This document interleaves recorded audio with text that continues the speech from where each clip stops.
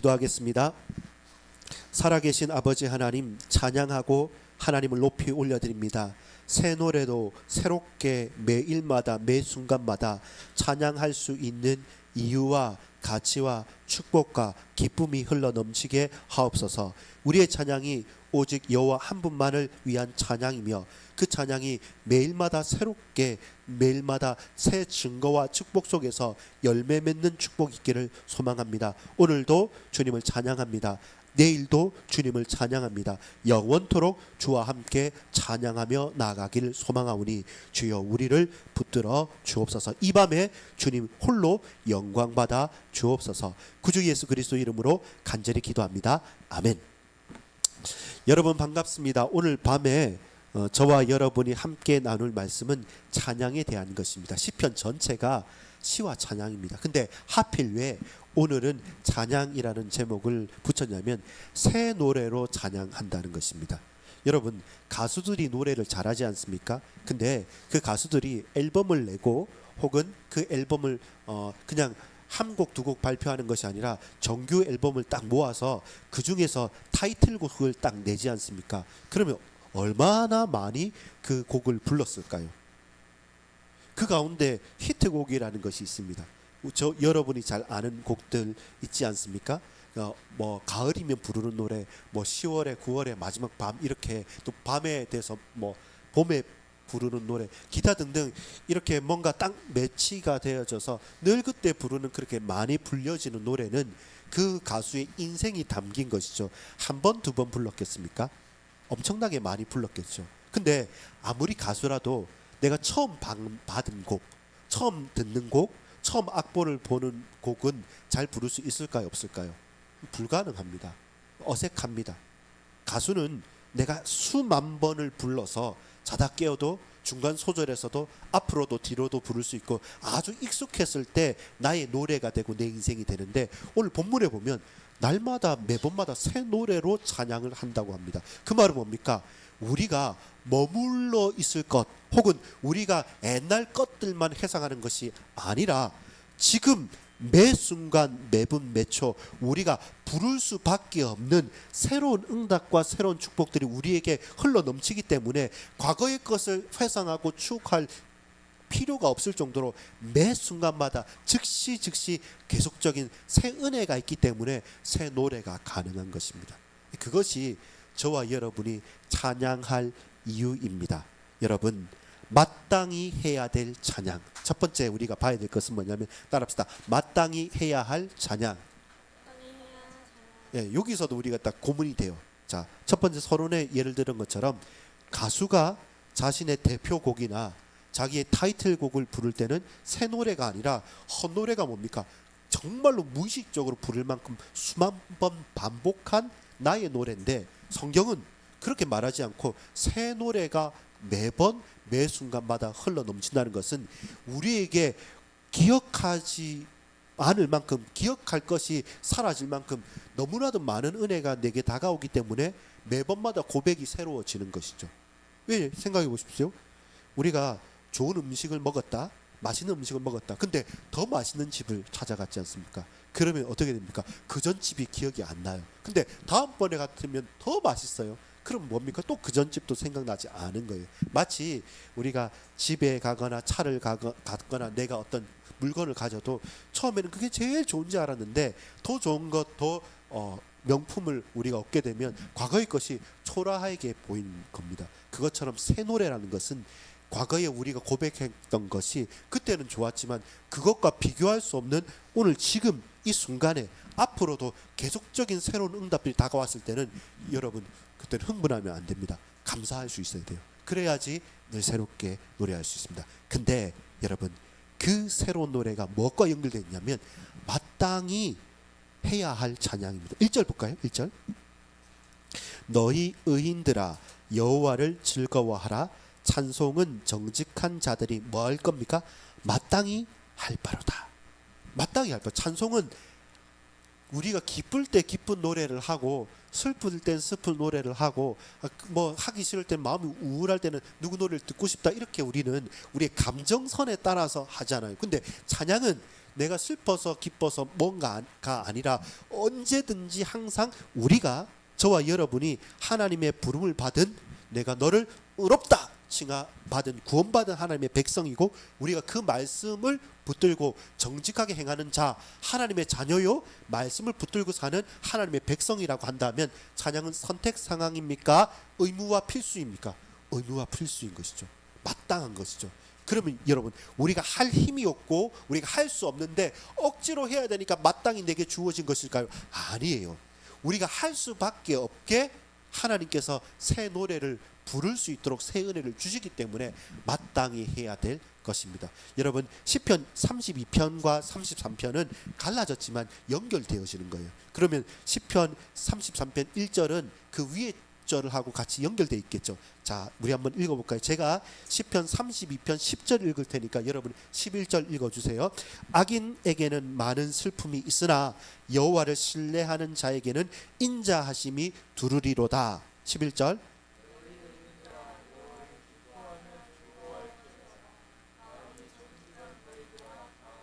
같이 33편 1절입니다. 시작. 너희 의인들아 여호와를 즐거워하라. 찬송은 정직한 자들이 마땅히 할 바로다. 이제 연결되어 있는 거죠. 이렇게 구원받은 하나님의 자녀가 우리가 의로운 일을 해서가 아니라 하나님께서 우리에게 의로운 증거가 되시고 우리에게 의롭다고 칭해 주시고 저와 여러분을 구원해 주셨기 때문에 그 놀라운 기쁨 가운데 즐거워하는 우리들은 마음이 정직한 자들이고, 또 그 마음이 정직한 자들은 누구입니까? 마땅히 찬송할 수 있는 자들인 거죠. 그래서 찬송은 선택 상황이 아니라 의무요 축복이지만 바꿀 수 없는 가장 황홀하고도 놀라운 축복인 것이죠. 그래서 억지로 마땅히 하는 것이 아니라 가능한 것입니다. 나오는 거죠. 기쁘면 콧노래가 나오는 것처럼, 우리 해주 그 찬양의 노래하는 것처럼 막 이렇게 공부하면서도 기쁠 때는 막 하잖아요. 그처럼 내가 좋아하는 노래는 내게 무의식적으로 탁탁 튀어나옵니다. 그것처럼 새 노래가 우리 계속 나오는 것이죠. 3절 읽어볼게요. 새 노래로 그를 노래하며 즐거운 소리로 아름답게 연주할지어다. 이 아름답다는 말은 좋게, 기술적으로 좋게란 겁니다. 그 말은 무엇입니까? 우리가 찬양할 때 전심으로 모든 것을 다해서, 우리가 악기를 통해서나 저와 여러분이 또 우리의 목소리를 더 높이거나 혹은 우리 모두 함께해서 또 화성을 나누어서나 합창을 하거나 해서 우리가 할 수 있는 최고의 것으로 찬양을 하면 할수록 하나님께는 영광이요 우리에게는 뭐가 되겠습니까? 은혜인 것이죠. 그 깊은 은혜가 찬양이 더 깊은 찬양이 더 풍성한 찬양을 불러 일으키는 것이죠. 그래서 하나님을 묵상하면 묵상할수록 그 깊은 것 속에서 하나님께서 당신을 우리에게 드러내 주시고, 우리가 찬양하면 찬양할수록 더 찬양할 수밖에 없는 이유들과 가치들을 우리가 깨닫게 되니까 그 상승작용을 일으켜서 마치 토네이도, 해오리 바람처럼 이 나선형 이런 거예요. 이렇게 하는데 이게 점점 이렇게 좋게 넓어지듯이 그것이 은혜의 방편으로서 우리에게 깊어지는 것이죠. 풍성해지는 것이죠. 그래서 찬양은 선택 사항이 아니라 마땅히 되어야 될 거나, 그런데 우리가 억지로 하는 것이 아니라 하나님께서 저와 여러분에게 날마다 당신의 백성에게, 저와 여러분에게 새 은혜를 허락해 주시는 것이죠. 그러면 질문, 우리가 마땅히 해야 될 찬양인데 여러분, 저는요, 여러분은요, 우리는요 찬송하고 있습니까? 찬송하고 있습니까? 스스로에게 질문하는 거죠. 나에게 매일의 찬양이 있는가? 마땅히 해야 될 건데 나는 찬양하기 전에 울고 있었는가? 하나님을 찬양하기 전에 나 홀로 그냥 기뻐 웃고만 있는가? 아니면 너무 냉랭하게 이 삶을 살아가고 있는가? 과연 나에게 마땅한 찬양이 있는가? 과연 저와 여러분에게 매일마다 새로운 은혜가 있고 매일마다 새 찬양이 우리에게 흘러넘치는가? 과연 여러분, 저에게, 우리에게 찬양이 있습니까? 그게 질문이 되는 거죠.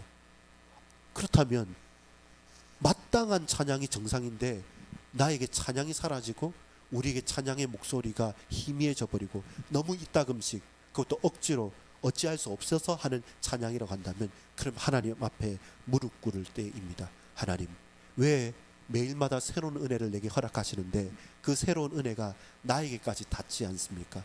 하나님, 당신을 보여주십시오.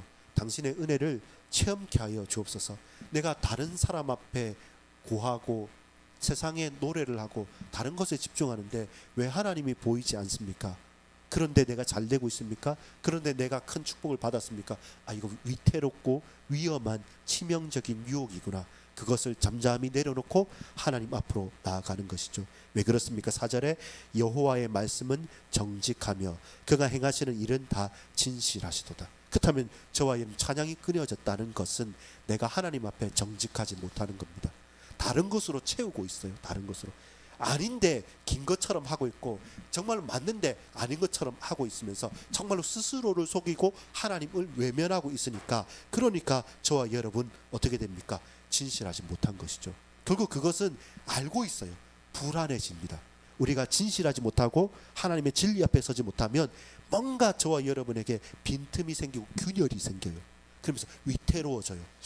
뭔가 찜찜하고 아닌 것 같은데, 그런데 그냥 일상적으로 돌아가니까 저와 여러분 그냥 살아가는 거죠. 그 안이 텅 비어져 있고 그 균열이 점점 심해져서 이제는 어느 순간 갑자기 싱크홀처럼 확 꺼지게 되는 그런 경험들을 우리는 몇 번씩 흔들리는 토대들이 기분이 흔들리는 것을 경험해 왔습니다. 그래서 저와 여러분 확인해야 될 것이 그것입니다. 나는 오늘 찬양이 있는가?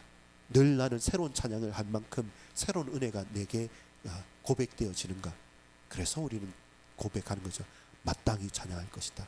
그리고 그 마땅히 찬양할 것은 내가 기뻐서, 내가 슬퍼서, 이런 일이 있어서 저런 사건 때문에가 아니라 그것을 넘어서서 하나님이 우리의 찬양의 근거가 되신 겁니다. 그래서 이 시편 그 33편에 갑자기 어떤 얘기가 나오냐면 5절 지나서 6절부터는 하나님에 대해서 말합니다.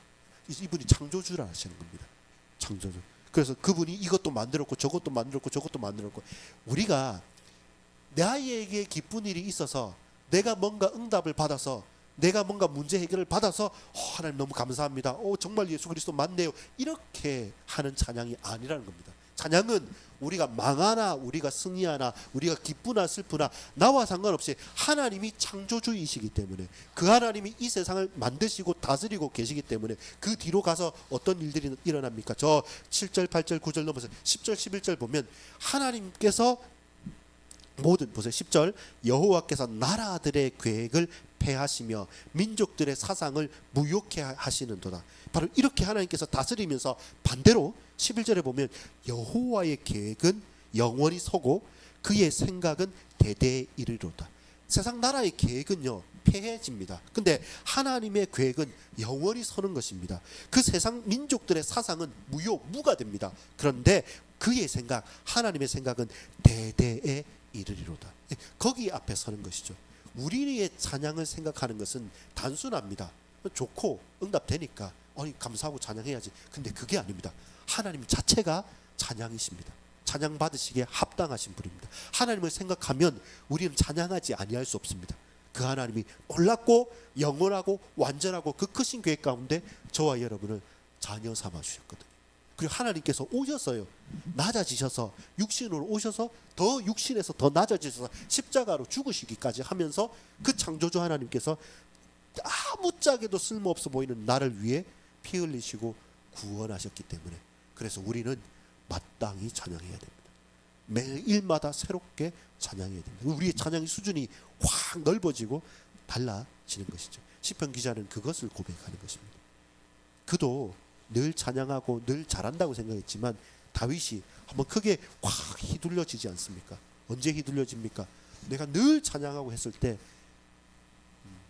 나중에 노년에서는 아들 압살롬의 반역과 인구조사 때문에, 그가 가장 잘 나갔을 때는 우리아의 아내 밧세바를 음행하고 범하면서부터 하나님 앞에 멀어지고 또 하나님 앞에 침묵했을 때, 그 큰 두 번의 계기를 통해서 하나님에 대한 새로운 찬양과 그리고 진정한 예배가 갱신되는 기회를 가졌습니다.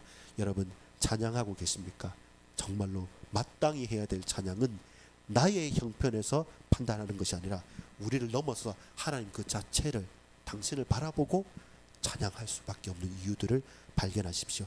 여러분 그것이 결론적으로 찬양의 이유가 되는 것입니다. 찬양의 이유를 나의 응답의 유무에서 찾지 마십시오.